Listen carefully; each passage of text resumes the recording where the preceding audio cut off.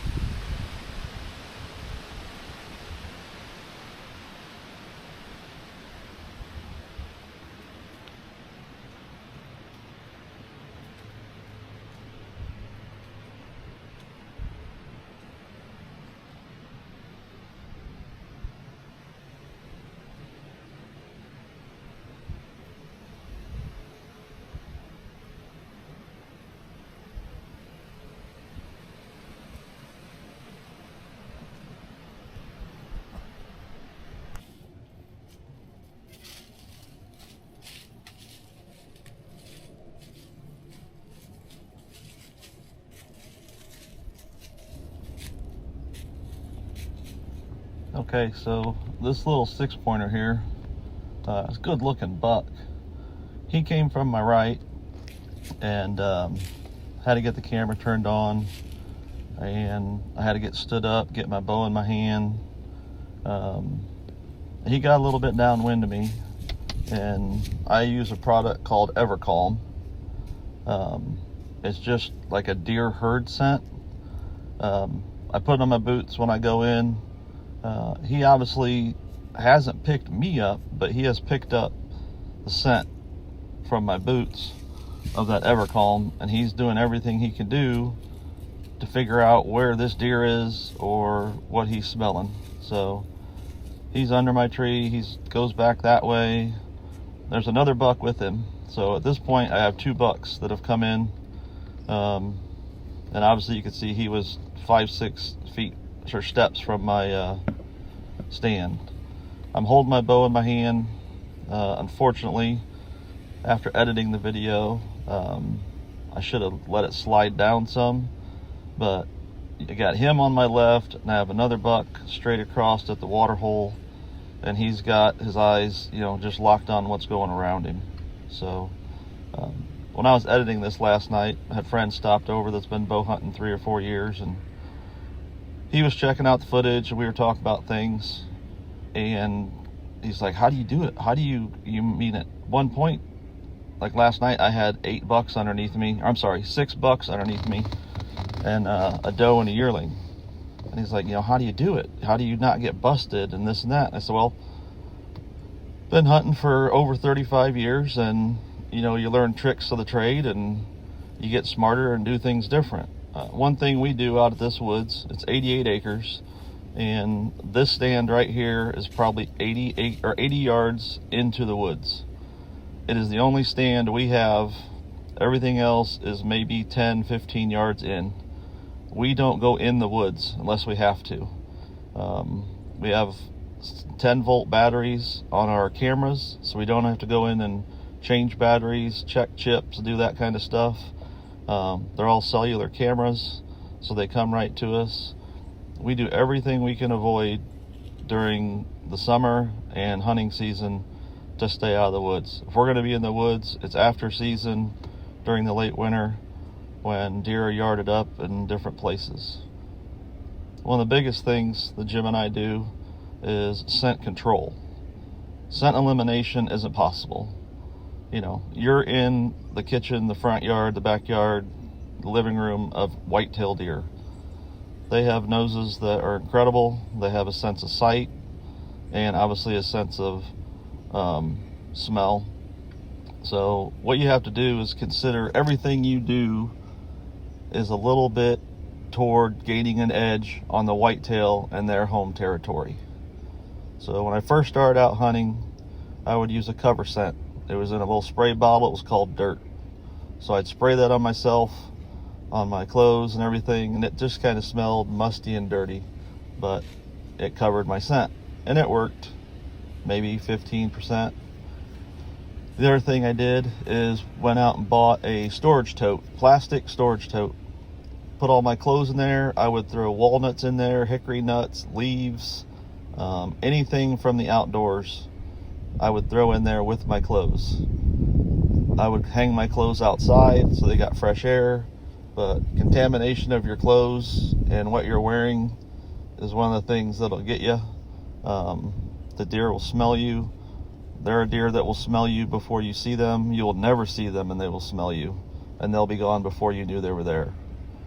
So now they have out all these sprays, and I do have a scent lock tote, and it's got an ozone machine in it. So my clothes go in that after every hunt. I turn it on. It runs for 30 minutes, and it's an anti-scent killing machine. So I do that, and I make sure my truck is scent free. Sometimes, depending on where I'm hunting, I'll take that tote with me and get dressed on the side of the road. But you just have to realize that every little thing you do is a percentage you're gaining on that whitetail. Rubber boots are a big thing. Making sure that your pathways in and out of the woods, are not evasive to the deer. You're trying not to, let them know you're there. Every time you go in that woods, those deer know you've been there. So one thing we do is we rotate stands. It gets a little different during the rut.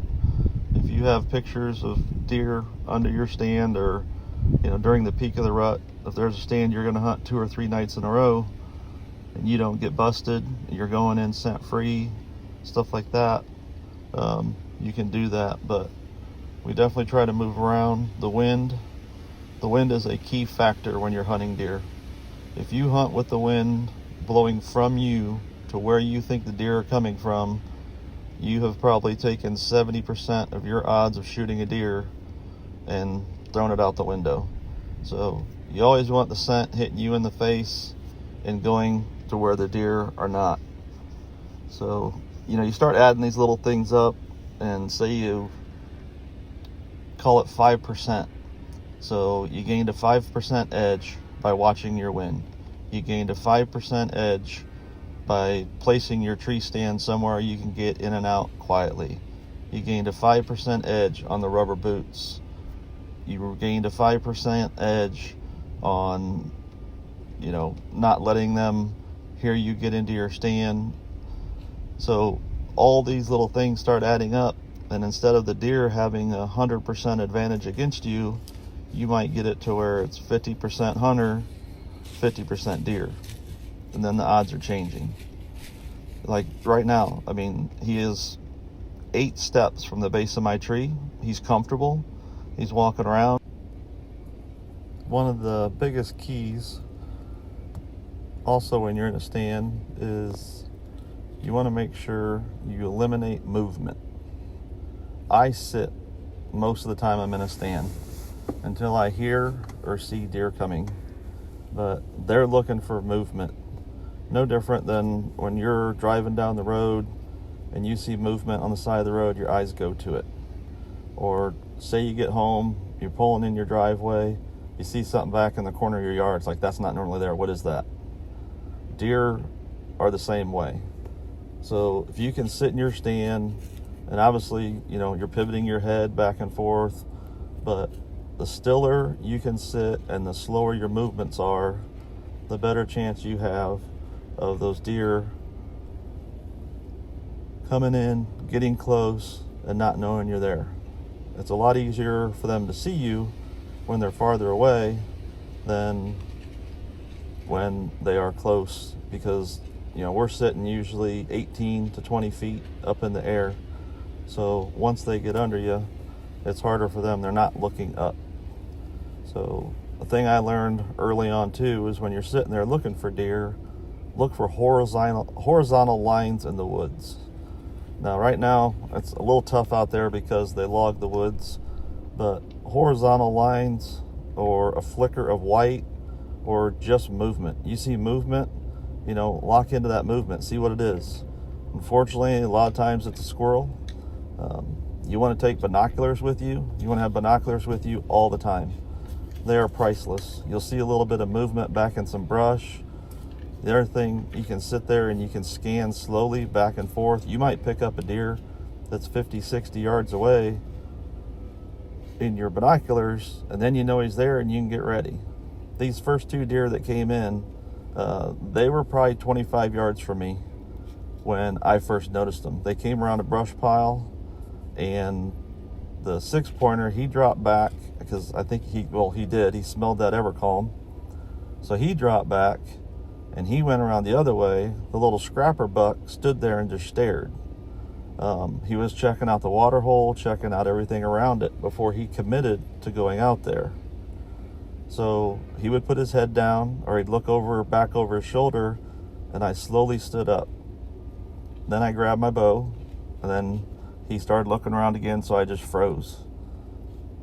So he dropped his head again. I put my release on my bow, and then I was pretty much set. I had my bow in my hand, release on the string, not knowing who was going to show up next. So I held that bow right there in my left arm for, I guess we can time this video, but it had to be 30-35 minutes. My left arm was burning. It finally got to the point, there's 4 more bucks that moved in here, all of them 2.5 years old or younger, and that would be because of EHD hitting us so hard last year. But these guys were down by the water hole, scrapping, pushing each other around. They were hitting trees. At one point, the first 6-pointer with the tall white rack, he comes back around a second time, and he's grunting. He comes up to my licking post. He sniffs some scent I put on it last year. I don't know what he was thinking, but I did have to go in there and switch out a camera Saturday that had some corrosion in it. So I took a new branch and stuck it in the hole. He was putting his head up at the hole, or the branch. He was licking the branch. The doe that comes in, you see her licking that branch. It's just something to give them, so they mark their territory. And the other thing is a distraction so you can get a shot off. You know, if they're focused on that licking branch, like you'll see him, he'll stretch his whole body out as far as he can, and he's reaching up for that licking branch. That would have been a perfect time for me to draw had I decided that that was a deer that I wanted to take. But I had pictures, obviously, earlier in the morning of that 10-pointer. I know that 8-pointer is probably around in there. And, you know, at any point, anything can walk out. So, you know, I'm sitting in there, and I got 2 or 3 deer underneath me. I got 4 or 5 in the woods milling around. It looked like ants coming at me. So I bet you for 40, 45 minutes, I had deer underneath me. I had never once had a deer, you know, stomp its foot at me, snort at me, nothing. I was completely invisible to them up in that stand. It's one of the coolest things to be standing up there and having all these deer around you and under you and just watch them. They're in their natural habitat. It's kind of cool. If you've never experienced it, it's something that it's one of the neatest things I've ever done in my life, is to be out there in the wild and see how things actually happen and how deer move and interact with each other. So at this point, there's 3 young bucks that are underneath me. We've already had the 2, so that makes 5, and there's still deer over to my right moving around. So, like I said, it was an amazing hunt last night. I did not ever have a shooter come in, but to have those deer underneath me and to have that much movement, if you're watching this and you do deer hunt, you definitely want to be in the woods this week and this weekend. It all kicked in about October 30th, and it's got a little ways to go. I would say it's probably going to run till maybe the 15th or so. October 7th is one of my favorite days to be in the woods. We did have a full moon last night. A lot of people will tell you that deer don't move under a full moon. I don't believe that. I had in 2008 bow hunting out here at this woods. I shot a real nice 127-inch 10-point with my bow, and that was on October 6th, I think. And then October 9th, under a full moon, I shot another big deer. It was a 13-point. So I shot 2 deer in 3 days in a full moon. The latest thing that's been coming to the forefront is the red moon. We do have a red moon moving in, I think, Friday or Saturday. I haven't looked into the red moon theory as much as some of my friends have, but the moon does do amazing things. It definitely messes with fish, the tides, the height of the water, when tides come up, when tides go down. So the moon and the force that it puts on the earth does do a lot of things to different animals, fish. So I feel like I'm kind of rambling on now, but this is just one of those videos that it's kind of neat to watch the deer interact with each other and have them underneath me. But like I said, after talking to that young guy last night and him wanting to know, you know, what it takes to get this close to deer and to be on deer consistently, you know, you just got to pick away at it. Little things. Stand placement, wind is a huge one. Movement in your stand is a huge one. Last night was the second night that I sat there in complete darkness for a half an hour before I got down and I got out of there. You'll see towards the end of the video, I made it all the way out of the woods. Never had a deer snort, never had a deer stomp. I never heard a deer run off. I got to the edge of the field, looked out, and there was a small bodied deer out in the cut cornfield. I would say it was probably a small buck, since he was by himself. It wasn't like it was a doe with some yearlings or a group of bucks. It was one deer, and I don't know if that deer really even knew what I was. I had my flashlight on the green lens, and he pretty much paralleled me down the edge of the woods for 50, 60 yards. I tried to stop to let him get across in front of me. He finally did make it in front of me, and I walked up on him, and he was probably 10 yards in the woods, and I heard him leap and jump and bound away. But so pretty fortunate last night. Got in there, had a great hunt, saw a lot of deer, and got out of the stand and back to my truck without being detected. So that was a win-win. I know Jim and I are going out tonight. One of us will be in this stand. Now, if I had a blown up deer last night, or they would have busted underneath me, we would have left this go for a couple days. It would have been tough to do, considering the amount of deer that are moving, the pictures of the deer we've seen around the water hole. But I have no concerns of going back into that stand tonight. Jim and I, we are on the same page 100% about how we hunt, when we hunt. Like a little thing like a pole rope. You guys see in my video, we have pole ropes on our trees. So you hook your gun to it, you hook your bow to it, you pull it up nice and easy. You're not making any noise. We have bow hangers, gun hangers. That way you're comfortable. The Millennium stands that we hang, they don't creak, they don't pop. They're very comfortable. You could sit in that stand for 8 hours. They're cost effective. I want to say they're $129, $139 a stand. We use the climbing ladders. Obviously, you've seen me in the video. We use the lifeline with a body harness. There's just a lot of little things that we've learned over the years that you start adding them all together, and it gives you an advantage. One thing Jim and I also do is, there's a lot of guys, October 1st comes, and they're hitting the woods. Well, October 1st this year, it was 94 degrees. Humidity was probably 80%.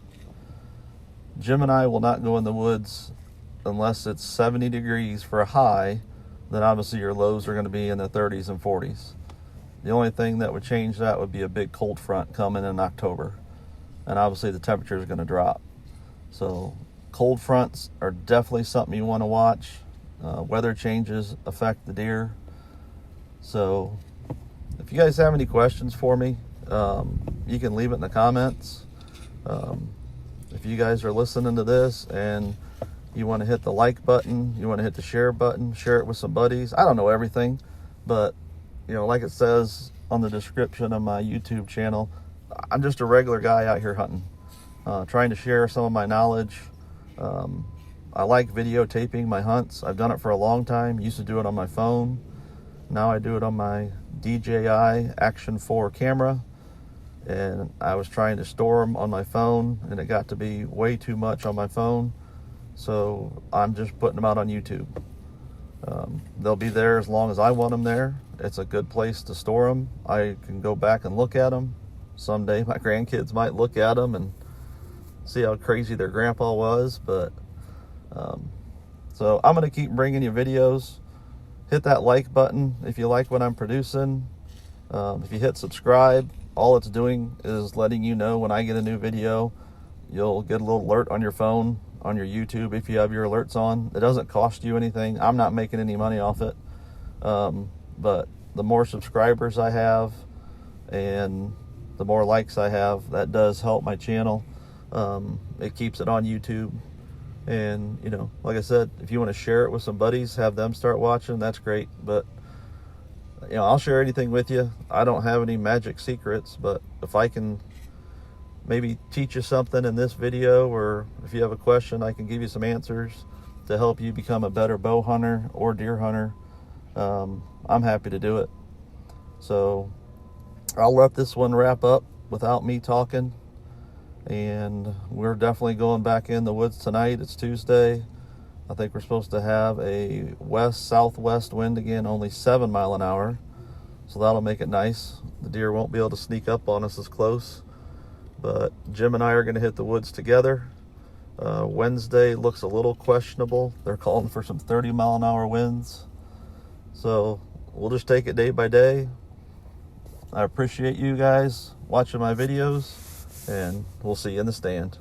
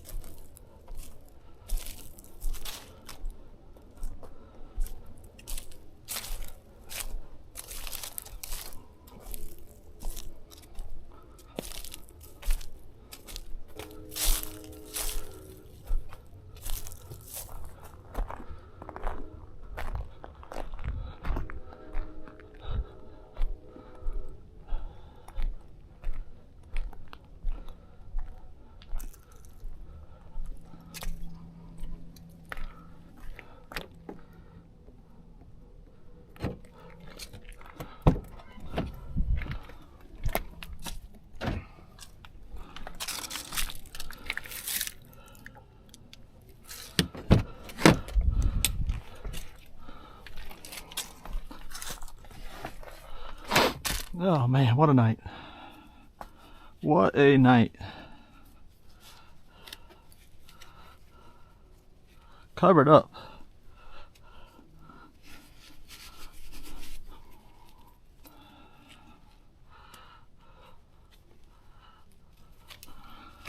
Always clip my release on my bowstring when I'm done hunting. That way you always know where it's at. I do have an extra one I got off eBay. It's in my backpack. Like I paid 15-20 bucks for it, but it's in there. One thing I want to show you before we hit the road. These products right here, Evercalm and Deer Herd Scent. Tonight, I'd have to look, but I usually use the Evercalm. Let's see, I guess they're both the same thing here. Let's see. This is Deer Herd Scent. Yeah, they're the same thing. Okay. So this is last year's, this is this year's, but this product, I tell you, I have had more deer downwind of me, close to me, under me. Tonight I had a total of 6 bucks, a doe, a yearling, and a possum, all within 10 steps of me.